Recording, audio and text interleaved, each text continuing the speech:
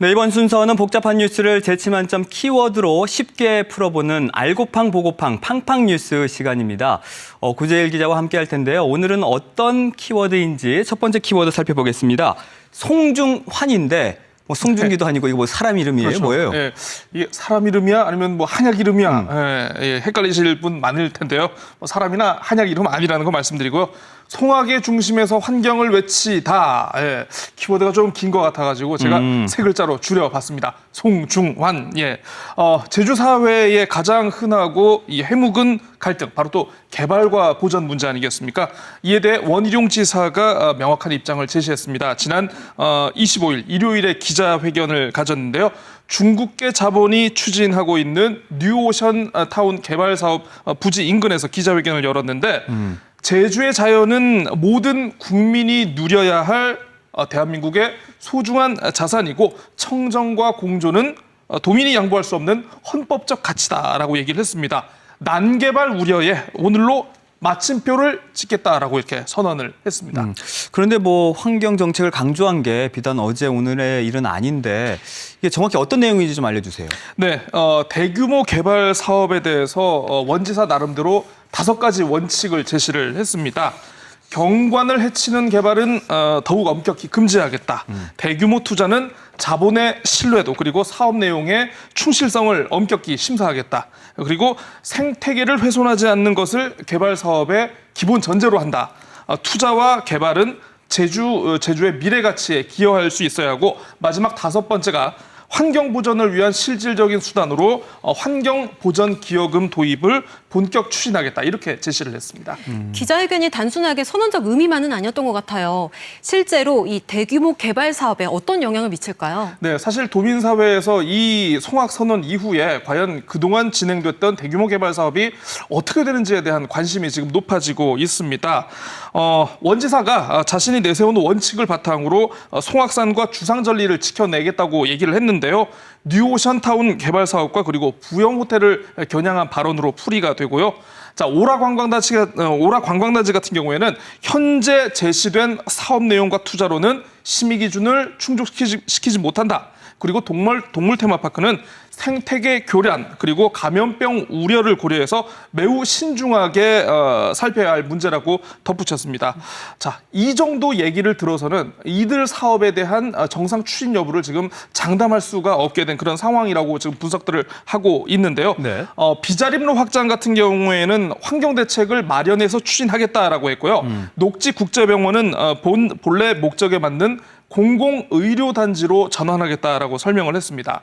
자, 이 기자회견에서 많은 기자들이 지금 제주의 가장 핫 이슈인 제2공항이 있잖아요. 예. 네, 제2공항도 그러면 이 기준에 충족시키는 것이냐라고 물어봤는데 자, 제2공항은 현재 의견 수렴이 진행 중이다라면서 즉답을 피했습니다. 자, 시민단체들은 이번 송악 선언에 대해서 빈술에만 요란한 기자회견이었다라고 평가절하했습니다. 그러니까 구체적인 이행 방안이 없으니까 그런 말이 나온 그렇죠. 것 같아요. 네. 대규모 개발 사업이 이제 제동이 걸리게 되면 여러모로 파장이 만만치 않을 것으로 보이는데 이번 상황은 좀 더 추이를 지켜봐야 할 것 같습니다. 자, 그럼 두 번째 키워드 살펴보겠습니다. 테스형, 수돗물이 왜 이래? 네. 요즘 너도 나도 이분을 찾고 있습니다. 테스 형. 네. 도민들도 찾으셔야 될 것 같은데 세상에 묻는 분들이 굉장히 많아지고 있지 않습니까? 예. 지난주에도 다뤘던 수돗물 얘기 다시 한번 전해드릴까 하는데요. 강정 정수장에서 발견된 이 수돗물 유충의 유전자를 분석해 보니까 네. 타마 긴털 깔따구 그리고 국내 미기록종인 깃깔따구 속 아기 깔따구 속 유충 등 모두 3종이 확인이 됐다라고 합니다. 이 정도면 뭐 제주는 거의 생물계 다양성의 보고가 아닌가 싶은데 지난주 방송에서 이제 6건 가까이 접수됐다는 유충 신고 접수가 오늘 29일 현재 100여 건 가까이 지금 그렇게 급증했다고 늘었어요. 합니다. 네. 그 시민들 특히나 이제 서귀포시 시민들의 불안이 커질 수밖에 없는데 그럼 지금 서귀포 시민들은 해당 정수장에서 계속 수돗물을 공급받고 있습니까? 저희 집도 공급을 받고 있습니다. 네, 식수로 피해 지역의 3다수를 지원한다고는 했는데 이게 뭐 양도 많지 않고요. 좀 직접 받아가야 되는 그런 불편함이 있다라고 있다라고 하더라고요. 그래서 사실 이 정수장과 관련해서는 지금 당장 대책이 없는 게 현실인데요. 일단 제주도가 11월 1일부터 다음 주 월요일부터 강정 정수장의 운영을 잠정 중단하기로 했습니다. 대신 주변 급수지에서 이 물을 끌어와서 이 서귀포 피해 지역에 공급을 하기로 했는데요. 어승생 정수장 그리고 회수 정수장의 수돗물은 이 서홍, 대륜, 대천동 등에 공급하기로 했고요. 네. 토평 정수장과 남원 정수장의 물을 송산과 정방 그리고 중앙천지, 효돈과 같은 도심권에 공급을 할 예정입니다. 다만 이곳을 연결하는 수도 관로가 이게 사용된 곳이 아니고 좀 오래된 곳이다 보니까 초기에는 약간의 녹물이 좀 나올 수 있다라고 하는데요. 기존에 공급받던 주민들의 불편함도 다소 겪을 것으로 예상되고 있습니다. 이 수돗물의 유충 사태가 생각보다 참 길어지는 듯합니다. 기자님, 이 유충이 나온 원인 정확하게 규명이 좀 됐을까요? 네, 어디서 왔는지 저희도 참 궁금합니다. 급속 여과 시설의 문제로 지금 추정이 되고 있지만 아직 정확한 원인은 파악되지 않고 있는데요. 이게 뭐 열흘 가까이 좀 지났는데 아직도 원인과 대책이 좀 감감한 상황이라서 말씀하신 대로 이게 지금 사태가 장기화되는 거 아니냐 이런 우려도 나오고 있습니다. 심지어 최근에는요, 뭐 물감을 풀어놓은 것 같은 좀 뿌연 수돗물 그리고 이제 뭐 검붉은 수돗물까지 나오면서 지금 시민들의 불안감이 굉장히 커지고 있는데 어쨌든 제주도는 민관 합동 역학 조사반을 꾸려서 원인 규명에 나설 예정이라고는 일단은 좀 지켜봐야 할 것 같습니다. 어쨌든 원희룡 지사가 이제 재해 수준으로 대처하겠다라고 이제 했어요. 그런 만큼 조속한 해법이 하루빨리 마련이 됐으면 좋겠고요. 세 번째 키워드는 용두삼이 행감이에요. 네, 용두삼이 행감. 네, 행정사무감사. 네. 1년 동안 집행기관의 활동 내역을 들여다보고 비판과 정책 대안을 제시하는 이른바 의정활동의 꽃이라고 하는데요.